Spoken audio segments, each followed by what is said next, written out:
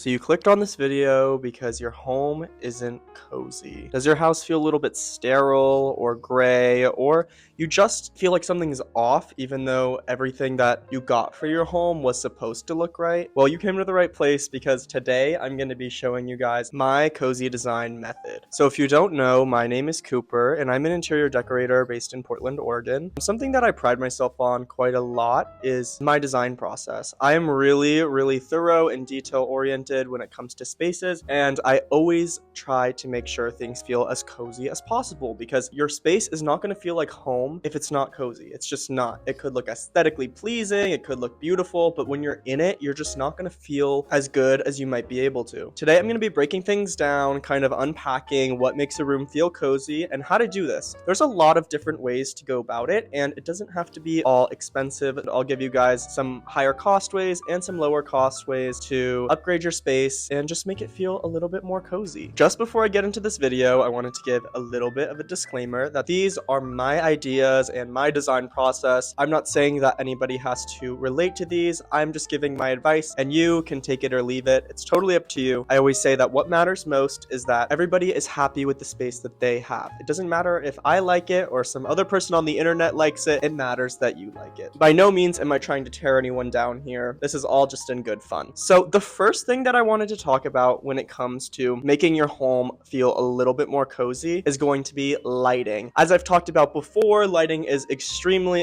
important in setting the tone and the mood for your space. Lighting gives the room an overall feeling and vibe, at least in my opinion, and so I think it is something that should be highly focused on, maybe even a little bit more than we do now. There are a couple things that you can do here to kind of make your space feel a little bit cozy. I'm assuming if you live in a more gray, boring, standard apartment, the lighting is going to be pretty harsh and direct and fluorescent, but the key to having great lighting in your space is not necessarily the lamp. You can have a $5 lamp from Walmart, or you can have a $3,000 lamp from First Dibs. It is going to be the lighting temperature. If you guys don't know much about lighting temperature, I'm just going to give you guys a brief explanation of how it works. Lighting is measured on kelvins, and so what this means is the lower kelvins that you have, the warmer the lighting temperature is, and the higher that you have, the colder the temperature is. You want to stick to 3000 kelvins or under for your lighting in your home to create that warm and cozy atmosphere that you see a lot on the internet and in restaurants and bars. I would say this is probably the easiest and cheapest way to upgrade your space, as it can really make a big difference. I mean, take this room and this room. Which one looks better? And they're both not exactly super fancy, but one just feels better and just gives a more inviting energy because of the lighting temperature. So you guys, it really does make a big difference. I know it might seem kind of annoying at first because it's such a small detail, but it really does have a big impact. Something that I always recommend is going online. You can go to Amazon or, wherever and get some color changing light bulbs. These are a really great option because they allow you to change it to any color temperature. So just for everyday use, it's really nice because they are dimmable and color changing. So that way you don't have to go through,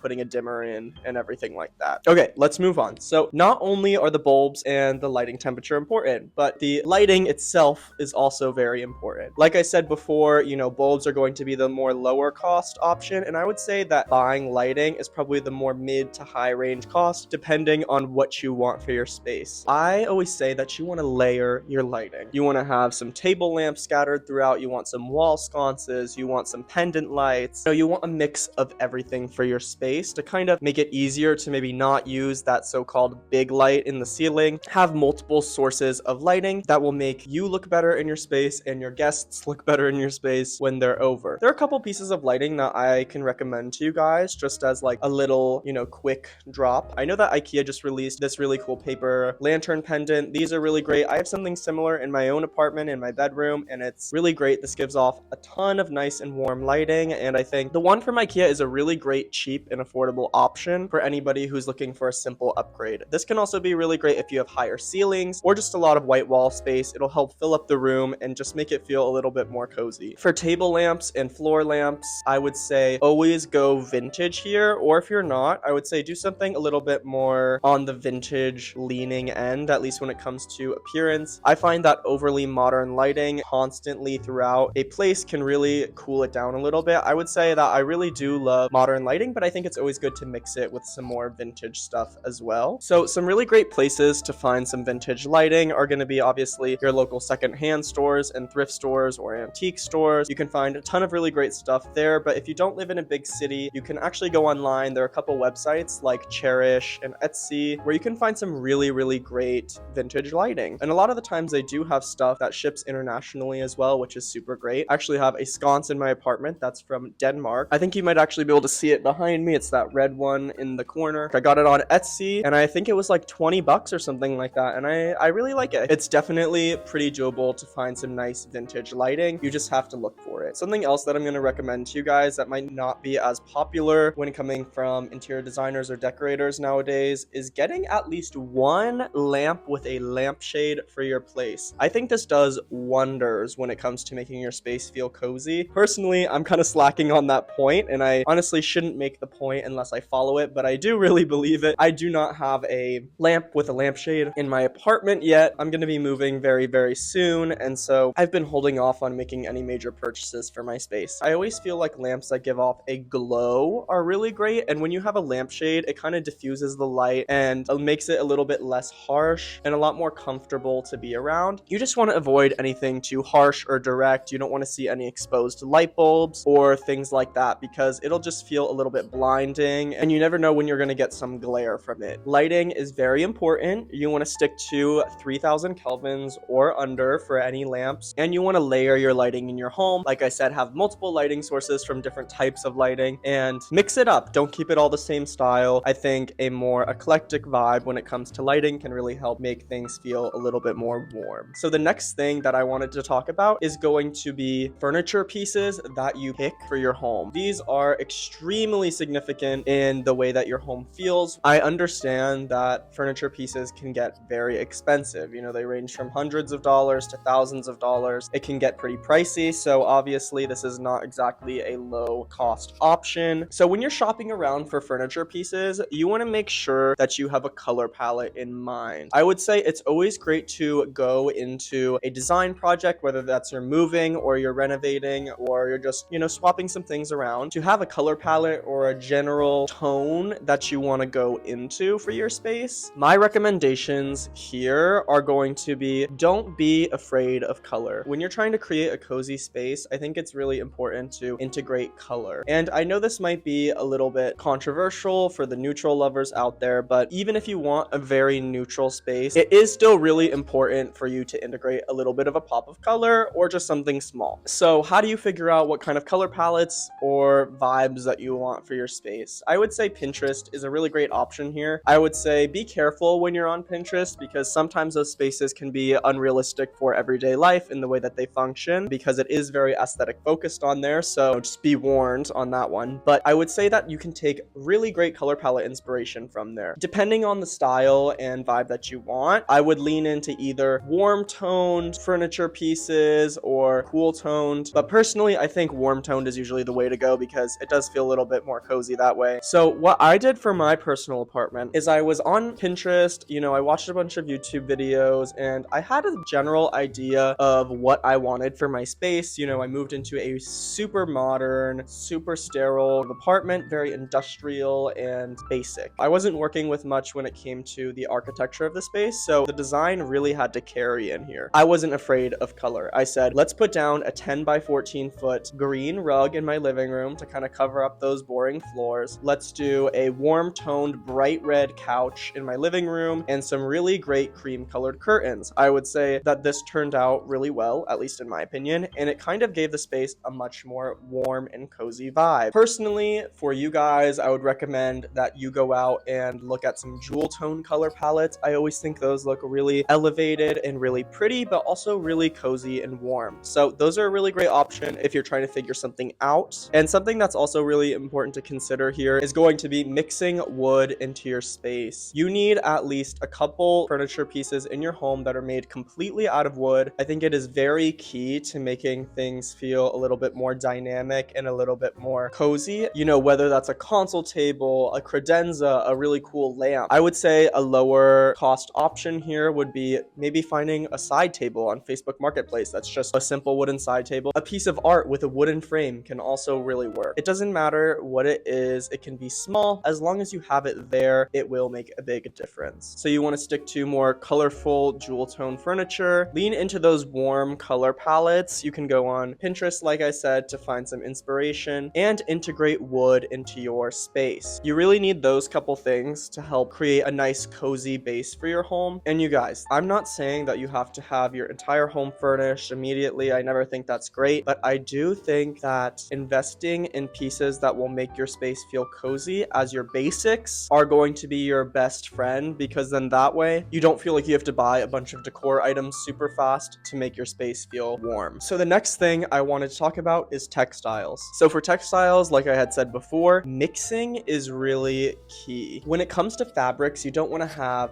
smooth curtains, smooth upholstery on your chair and couch, and then a smooth rug. It'll all just look flat and a little bit boring, and there won't be any textural variety to bring that visual interest on that molecular kind of level. For your curtains, maybe go for something linen or a light cotton that's a little bit sheer, or a pattern like a plaid or a stripe, or something really simple. I know the curtains in my apartment, they just have very thin lines going down the middle of them, and they're like maybe 2 inches apart. So it's a super small detail, but it does make a big difference. On my couch, I have a more rough kind of corduroy looking fabric, and my rug is a nice green wool rug. It's about the contrast between the textures. While we're talking about textiles, I thought it would be a good idea to bring up bedrooms and bedding. I've talked about this a little bit before, but something that is a big part of my design process is making sure that the feel of a room is good for the purpose of that space. So, your bedroom, you want it to feel cozy and calm and be easy to fall asleep in. It's not exactly somewhere that you want to feel super energetic, since you're going to be trying to rest in that space. For bedding, I would recommend doing a pattern of a more neutral color or a darker or more desaturated version of a color. So some good options would be some dark browns, some dark blues, dark greens,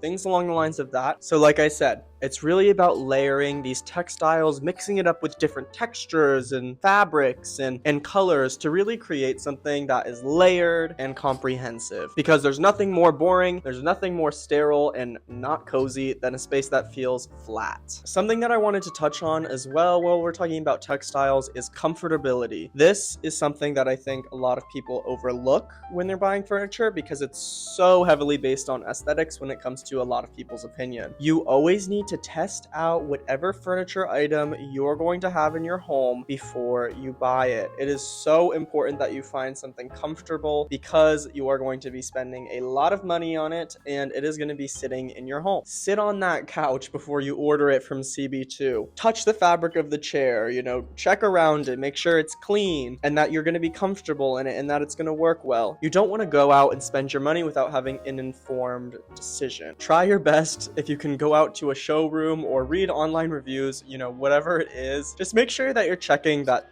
something is at least a little bit comfortable. The last step of the cozy design method is going to be personality and sentimental objects. I think you guys can understand exactly what I'm trying to say when I say that, because it's a really simple concept. You need your space to feel like you live there and it's your personality and it matches your vibe. We aren't just designing a space. When we move in somewhere or are renovating, you are designing your home. Do you want your home to feel like somebody else's apartment or house? I don't think so. At least I don't. And so I think it's really important to include personal touches. Whether that's a framed photo of your family or an heirloom that's been passed down through the years, it's really important to have these objects around so that way you get a sense of home. Because how is a space supposed to feel cozy if it doesn't feel like you and it doesn't feel like somewhere that you personally can be comfortable? So ask your parents, do they have anything left over from your childhood home that you could have or that you would be interested in having? I have these 2 beautiful photos from my childhood home that were hung in the entryway, and now I have them in my apartment, and I absolutely love them and they mean a lot to me, and I think they go really well with my space. When it comes to putting family photos in your space, I think something that is really great to do is go out to your local antique store and look for some photo frames that have a removable back so you can change out the picture. I do this all the time with art in my apartment, and this way way you're not paying a ton of money on custom framing for a picture, print out some photos and just swap it out, and you have a beautiful vintage looking framed photo of your family. It's also important to include things that you're interested in your space. Personally, for me, something that is a big hobby of mine is plants. I really love plants. I find them to be super calming and super relaxing, and so it's really important for me to decorate my house with plants. If you're not super into plants, that's okay, but I always recommend people have at least one big plant in their space just to make it feel a little bit more cozy and just to give it some life. If you're somebody who has a lot of trinkets and small objects that are very sentimental and personal to you and you really love to collect, you can actually go online and buy trinket trays to hang on your wall. These are an amazing option if you're somebody who loves little trinkets but still wants to feel organized and wants it to be easier to clean their space. And plus, they'll look super cute on your wall. They sell a ton of wooden ones, and they are a really great way to display your trinkets without having them feel all over the place and allow you to appreciate them on a more individual level, at least in my opinion. I really hope these ideas helped you guys out a little bit. If you have any questions, I'd be happy to answer them, so just drop whatever it is in the comments section. Having a cozy and warm space is something that is extremely important for your own health.